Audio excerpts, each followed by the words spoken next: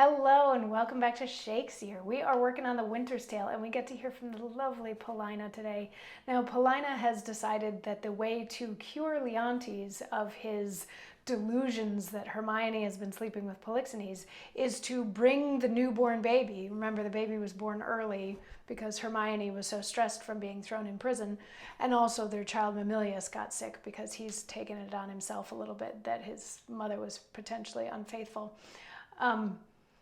So Paulina has decided that the best course of action is to take the baby, show it to Leontes, and hope that when he sees this baby and he'll forget all the stuff and just be so in love with this baby. So we started out the scene with just Leontes and some various servants, and they tell him that his son is not necessarily doing that his son is hopefully doing better, but Leontes is convinced that the son Mamilius is so upset about Hermione cheating that he has made himself sick. And then Paulina shows up, and we've got Antigonus and several lords trying to keep her out of the room because Leontes says that he didn't want to speak to anybody. And she's like, no, but it's fine. It's fine. The words that I bring to him are going to bring him comfort, so he's going to be able to sleep. So you definitely want to let me in to see him. And Leontes is like, no. And she barges in, and she's like, my lord, I come from your good queen. And he's like, good queen.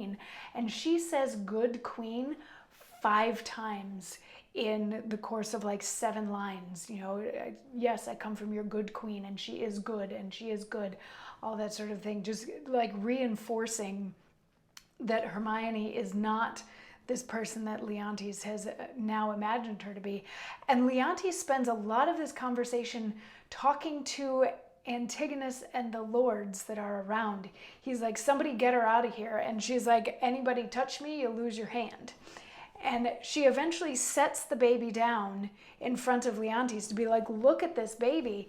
And Leontes is like, get the bastard out of here. And she's like, if anybody picks up that child because of the word that he just used, because he called it a bastard child, you will lose your hands if you touch the baby. Like she channels a little Daenerys Targaryen in that respect, or maybe Daenerys Targaryen was inspired by her.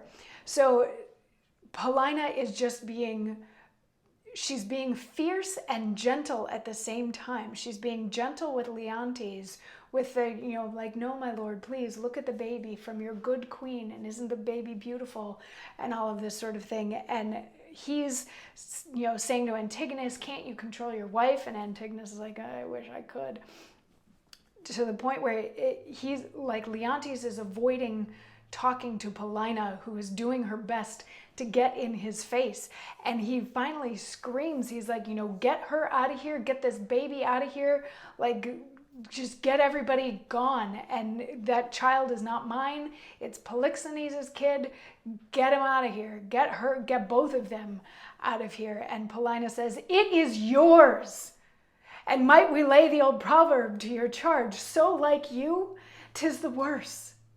Behold, my lords, although the print be little, the whole matter and copy of the father, eyes, nose, lip, the trick of his frown, his forehead, nay, the valley, the pretty dimples of his chin and cheek, his smiles, the very mold and frame of hand, nail, finger.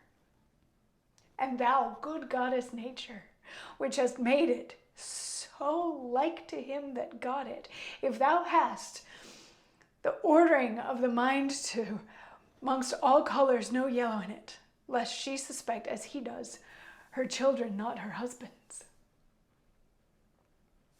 So it's not like a super compelling monologue, but what she's saying is, like, she's reinforcing to Leontes that yes, this is your kid, and you are making your kid suffer for that. But then she points out to everybody in the room that this kid looks exactly like Leontes, has the same eyes, nose, lip, smile, frown, little divot thing here, which she calls a valley, same hands, the same everything that this child. So, but then she calls on the great goddess nature and says, if you're going to make this baby so like her father, please give her everything except jealousy, because back then yellow was the color of jealousy, not green. But she's like, give this child everything of her father's except for the jealousy, so that she doesn't suspect her own children of not being hers, that kind of a thing. And Leontes, of course, is not taking any of this well, and he again screams for her to leave and turns to Antigonus like, can't you control your wife? He ends up threatening Paulina with being burned at the stake. Or maybe it's Antigonus that says, like, if you don't listen to him, if you don't leave, he's going to burn you. And Paulina snaps back with, it is the heretic that makes the fire, not the one that burns in it. Which I think that might be slightly misquoted, but I think that that's an amazing, amazing proverb. It is an heretic who makes the fire, not who burns in it. But yeah, think about the Salem witch trials there for a minute. It checks out. So anyway, she finally is like, okay, yeah, I'm gonna leave. I'm gonna leave of my own accord, but you know that this child is yours. This is not Polixenes' child. You are punishing the child. You are punishing the mother. Look at the baby. It is yours. And she leaves of her own accord and leaves the baby behind. This scene is not over, but we're going to stop there for today, because just imagine this now. Now we have Leontes, who is already burning and like frighteningly angry with Hermione, saying that he's going to take out all of his anger and revenge on Hermione because Polixenes is too far away, and he's now in a room with a baby that he thinks is not his, even though it is. And he guesses where this might go.